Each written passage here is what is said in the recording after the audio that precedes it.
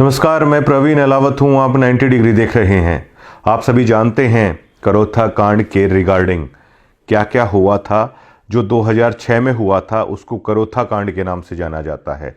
लेकिन आज जो अभी से कुछ ही दिन पहले एक दूसरा करोथा कांड हुआ है और वो पहले वाले करोथा कांड के मुकाबले कई गुना ज़्यादा है।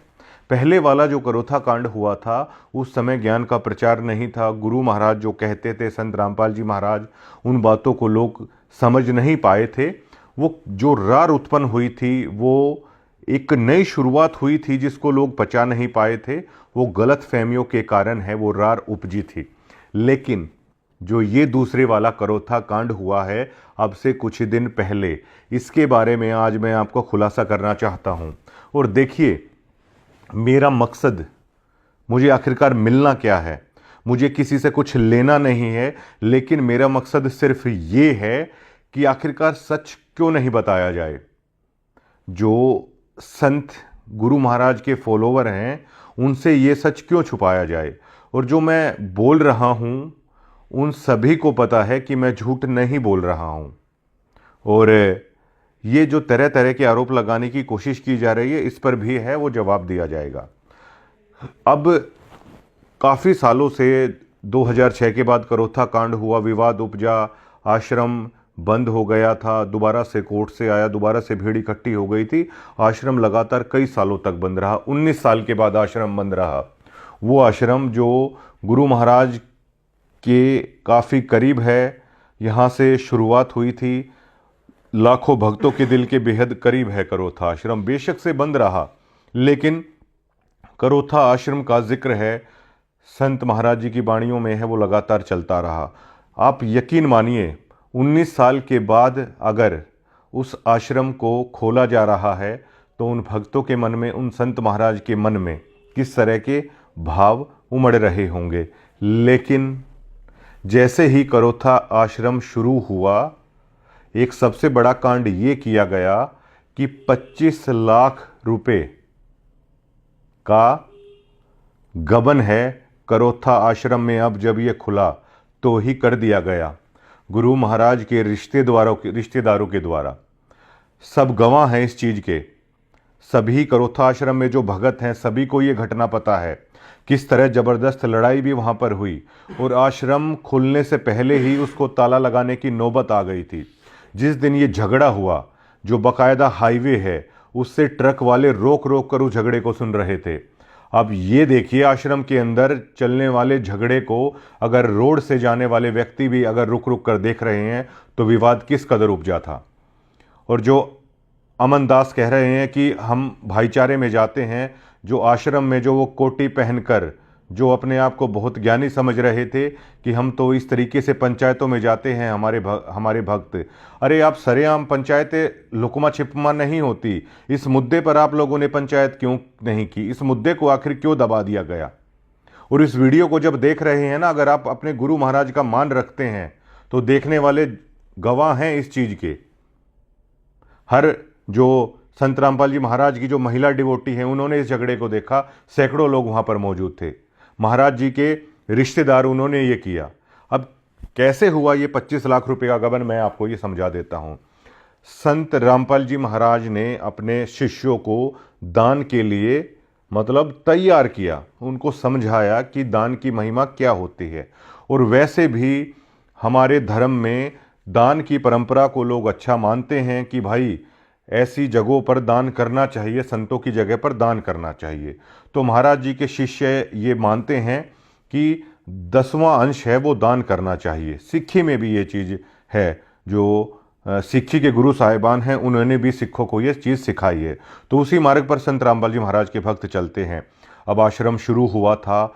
आश्रम की जो रंग रोगन की भी ज़रूरत थी, हर चीज़ जर्जर हालात में थी। 19 सालों से बंद था वो आश्रम।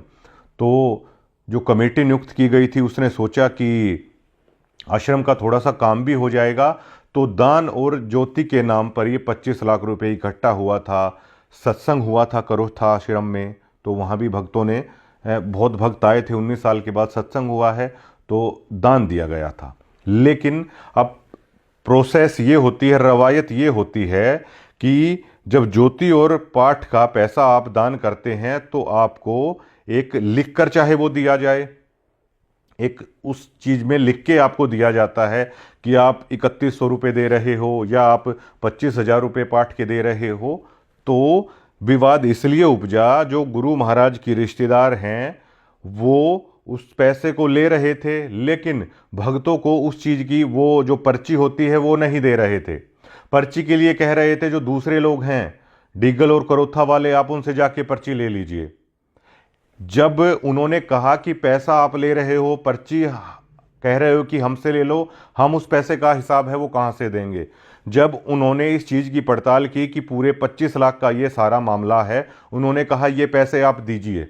उन्होंने पैसे देने से मना कर दिया। जो कमेटी के अन्य सदस्य थे डीगल वाले और करोथा वाले, अगर वो स्टैंड नहीं लेते तो करोथा आश्रम को ताला लग चुका होता अभी तक। उन्होंने कहा कि वो जो लाखों रुपए ज्योति पाठ के नाम पर करोथा आश्रम शुरू होते ही आया है, उस पैसे को जमा कराओ। महाराज जी के रिश्तेदारों ने उस पैसे को जमा कराने से मना कर दिया। यहां तक कह दिया हम संत रामपाल जी महाराज के नियमों का जो भी आदेश है हमें उससे मतलब नहीं है, इस करोथा आश्रम में जो हम चाहेंगे वो होगा। इन शब्दों का इस्तेमाल किया गया था। भक्तों की आत्मा छलनी छलनी है, मतलब हृदय से मतलब चीर के निकल जाती हैं ये बातें कि मतलब देखिए जहां पर भक्तों की इतनी आस्था है वहां पर रिश्तेदारी के नाम पर, रिश्ते नातों के नाम पर किस तरह रौंद दिया जा रहा है उस आस्था को। और इन भोले भाले भक्तों को पता है, इनकी आंखों के सामने वो चल रहा है। करोथा आश्रम में जाने वाले जज्जर जिले के सभी भक्तों में ये चर्चा आम है, सभी को ये बात पता है। उसके बाद जब उन्होंने वो पैसा देने से मना कर दिया, उसके बाद डीगल और करोथा के जो महाराज जी के जो भक्त हैं उन्होंने उस बात का स्टैंड लिया। और वो स्टैंड क्यों ले पाए? क्योंकि आश्रम के साथ लगते हुए गांव है डीगल और करोथा। और इतना ज़्यादा झगड़ा हुआ, इतना ज़्यादा झगड़ा हुआ वहाँ पर, मतलब जो आम भक्त हैं, जो करोथा आश्रम में आप जैसे ही जाते हैं वो गैलरी है और वहीं पर कमरे बने हुए हैं, वहीं पर वो प्रमुख सेवादार हैं, वो कक्ष हैं उनके कि नाम यहाँ से लेना है, पाठ का पैसा यहाँ पर जमा करवाना है। वो सारा पैसा खाया गया और बाकायदा ये कह के खाया गया कि बेशक से संत रामपाल जी महाराज कुछ भी कहें, यहाँ पर वो चलेगा जो हम चाहते हैं। अब आप सोचिए किस कदर कब्जा हुआ बैठा है इस संस्था के ऊपर। ये मैं आवाज उठा रहा हूं, इससे मुझे आखिरकार मिलना क्या है। और सभी भक्तों को पता है, जज्जर जिले के भक्तों को पता है। आप इसी मुद्दे पर एक सार्वजनिक चर्चा करवा लीजिए, आप इसी मुद्दे पर आप पंचायत कर लीजिए। आप बड़े पंचायती बने फिरते हो, हम तो पंचायतों में जाते हैं, हम तो भाईचारे से निपटाते हैं। अपना मामला तो आपने ऐसा तमाशा बन के निपटाया। अगर स्टैंड नहीं लेते डीगल और करोथा के अनुयायी तो ये आश्रम बंद हो गया था खुलते ही। ऐसे लोग वहां पर हैं। और उसके बाद महाराज जी का जो फोन आता है, उस फोन को भी लेके यहां से चंपत हो गए। और प्रमुख रूप से कार्यक्रमों में आज भी वो लोग जाते हैं मुंडका आश्रम में। अब मुंडका आश्रम में चले गए, जैसा डिगल किया ऐसे ही गुल मुंडका आश्रम में खिलाए जाएंगे। फिर सिर्फ किस चीज के एटीट्यूड के ऊपर? हम रिश्तेदार हैं महाराज जी के, ये रिश्तेदारी के ऊपर ये पंथ चल रहा है क्या? रिश्तेदार इकट्ठे होके आप लोग क्या लोगों को ये जो लड्डू बनाए जा रहे हैं, इन लड्डुओं के अंदर जो मिठास है उसकी चीनी की बोरी अगर आप लोग ला दोगे, जो भक्तों के दान के साथ, उनकी आस्था के साथ खिलवाड़ किया जा रहा है और वो भोंडा मजाक बिल्कुल आम भक्तों के बीच में ये मतलब मचाया जा रहा है। आप पंचायती बने फिरते हो। इस मुद्दे पर बुलाइए ना आप पंचायत, बुलाइए आप पंचायत इस मुद्दे के ऊपर कि ऐसे ऐसे हुआ है। वो फोन भी वहां से लेके है, वो वहां से चले गए। बहुत रार उपजी है इस मुद्दे के ऊपर। और बताता हूं मैं, जो करोथा आश्रम में महाराज जी का जो दरबार साहिब है उस पर टफन का जो शीशा लगा हुआ है, महाराज जी की वहां पर फोटो रखी गई जहां पर लोग दंडवत प्रणाम करते हैं। 3,80,000 रुपए का बिल एक ऐसी फर्म को दे दिया गया भिवानी की। क्यों भैया? करोथा आश्रम से जज्जर नजदीक है या भिवानी नजदीक है। अगर आपको कोई भी काम करना है, आप 5 या 6 जगह से क्यूटेशन लेके आते हो। सरकारी महकमों भी ऐसे होता है, आप क्यूटेशन लेके आते हो। ये भी आप एक ट्रस्ट के माध्यम से चला रहे हो। ये भक्तों की खून पसीने की कमाई का पैसा है जो दान में आता है, और वो दान अपने गुरु महाराज को कर रहे हैं वो लोग, ना कि आप लोगों को कर रहे हैं। 3,80,000 रुपये उसका बिल बनाया गया। हर कोई जानता है कि किस तरीके से किया गया। वो दरबार साहिब पर भी जो शीशा लगाया गया, उसको देखकर आप आसानी से अंदाजा लगा सकते हैं कितने रुपए का काम है, कितने में किया गया। बहुत लड़ाई झगड़ा हुआ इसको लेकर, और डिगल करोता वाले जो भक्त हैं वो स्टैंड ले गए इस मुद्दे के ऊपर, बेशक से कितनी भी लड़ाई हुई हो, वरना ये जो कांड हुआ है इसका परिणाम ताला लग चुका होता है। यहां पर डिगल और करोथा में इस चीज को लेकर, मतलब रोड साइड रोड चलते लोगों ने भी देखा है लड़ाई को। इन भक्तों में इस कदर लड़ाई होती है। और इनको आप कभी देखिएगा, इनको मैं माइक लगाता था ना, मैं भी इनको ऐसे मानता था कि पता नहीं सच में ही सत्यलोक में रहने वालों से मेरी बातचीत हो रही है। तो बिल्कुल ऐसे करके बातचीत है ये लोग करते थे। इनके कारनामे देखें। एक सरदार जी का वो कहावत मुझे याद आती है कि अगर गुरु महाराज की वाणी को देखें तो सदके जाएं, और अगर इनकी हरकतों को देखें ना, अब रहने दो बस। ये इस तरह की चीजें हैं ये कर रहे हैं। अब ये तो हजारों भक्तों के बीच में किया है। झज्जर जिले के हर भक्त हैं ये चीज बता सकते हैं कि इन्होंने ये कांड कर दिया। यहां पर इस तरह की हरकतें, इस तरह का आस्था के साथ खिलवाड़ है वो किया जा रहा है सत्यलोक आश्रमों में। मैं इसी सच को बता रहा हूं। और जो ये आप लोग कह रहे हैं कि कहीं से पैसा ले लिया, किसी किसी का आप लोग नाम ले रहे हैं।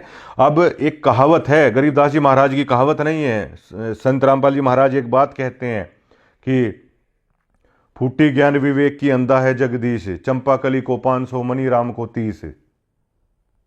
इस उदाहरण से आप समझिएगा कि जिन्होंने 25 लाख का यहां करोथा आश्रम में गबन कर दिया, भक्तों की आस्था का पैसा है वो खा लिया।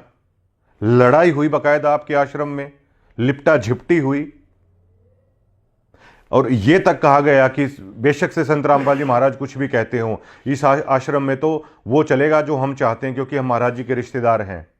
अगर ठाड्डे नहीं होते वो डिगल वाले और करोथा वाले भगत, तो ये बाणियां भी उसी तरह चलती रहती है वहां पर, ये भंडारा भी उसी तरह चलता रहता है। लेकिन आपके पैसे के साथ ये देखिए, मतलब जहां पर आप जमा करा रहे हो, जहां पर जिसके हाथ में वो चाबी आ जाती है, उसका एटीट्यूड वो देखिए, मतलब लोगों के साथ मतलब क्या हो रहा है।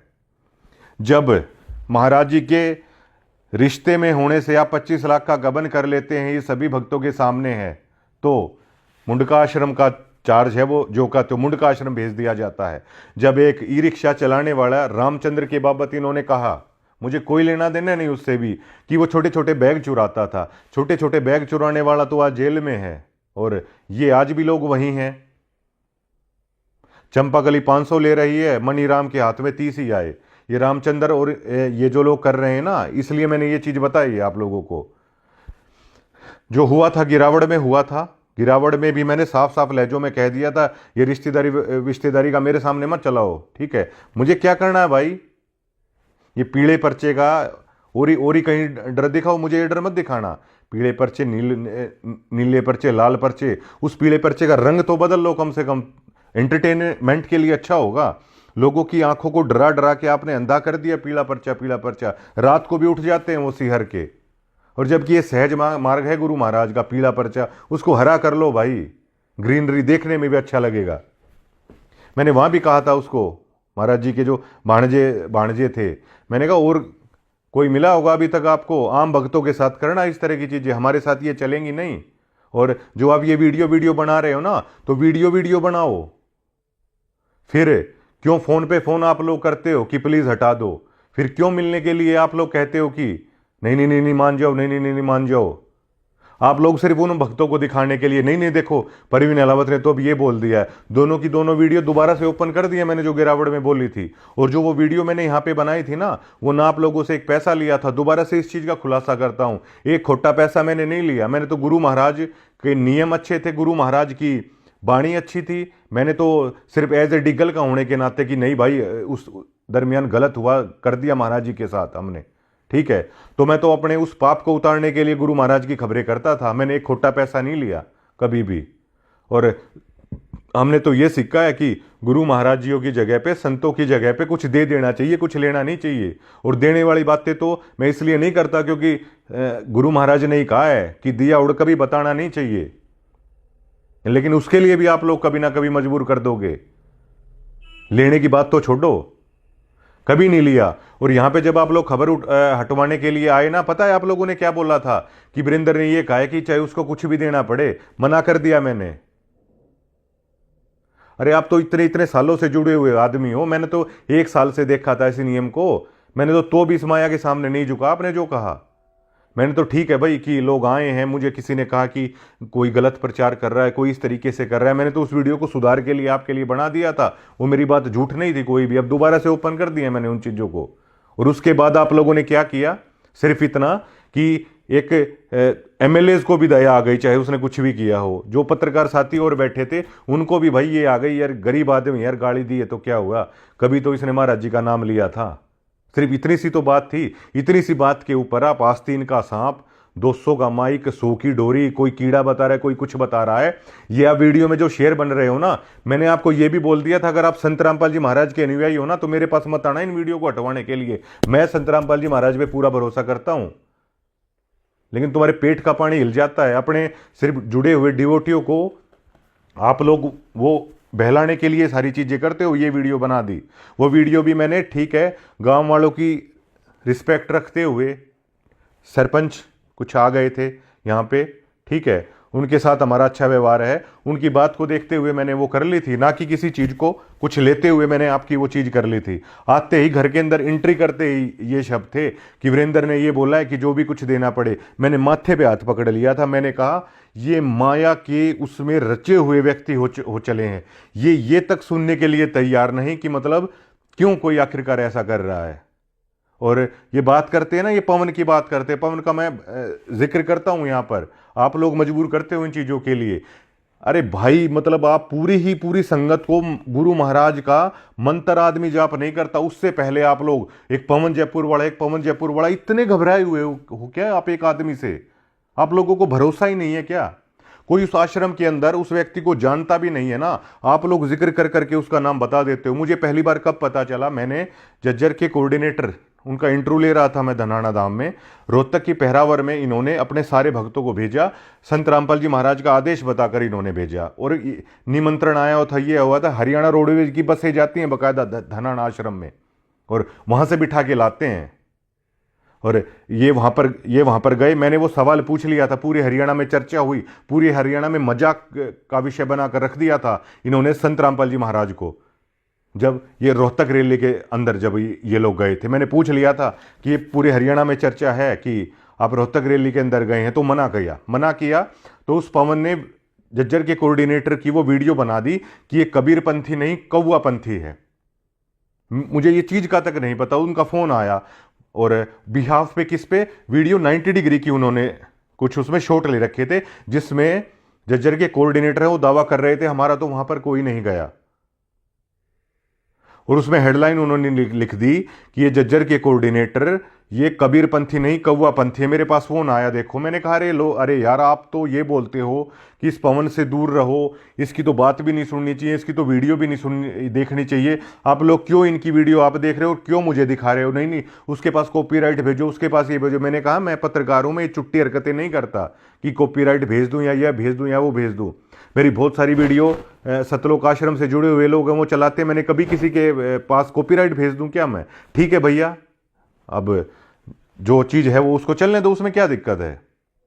यही लोग, ये इतने डरे हुए लोग हैं कि आदमी पहले नाम नहीं लेता, उससे पहले पवन जयपुर उसकी आंखों में डाल देते हैं, जो ये टैग मेरे साथ लगाने की कोशिश कर रहे हैं।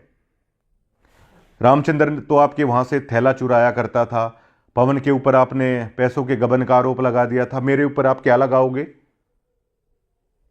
ना तो मैंने आपके वहां चोरी की, मैंने तो आपके खबरों के 1 रुपए तक नहीं लिया। आप वीडियो हटाने के लिए आए, आपने कहा कि कुछ भी देना पड़े, मैंने तो तब नहीं लिया आपसे।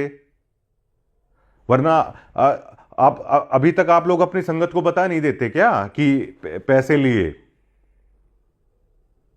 संतों की जगह पे कुछ लिया नहीं जाता भाई, ठीक है, मैं उस चीज पे चला।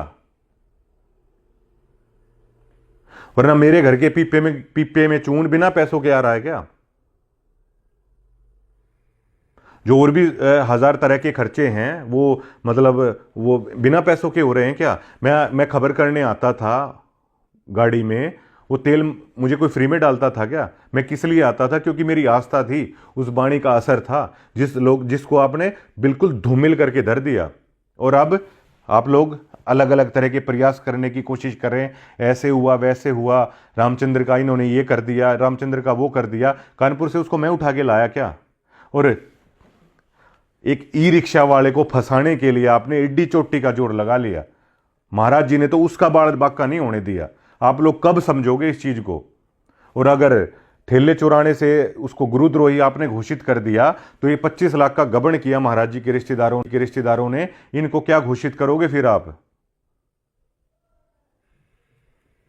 लेकिन कुछ कहिए ना, आप कुछ करिए ना आप, कि मतलब मैं क्यों कर रहा हूं ऐसा, बनाइए कुछ। कैसे आप अपनी संगत को बताएंगे? क्या बताएंगे आप?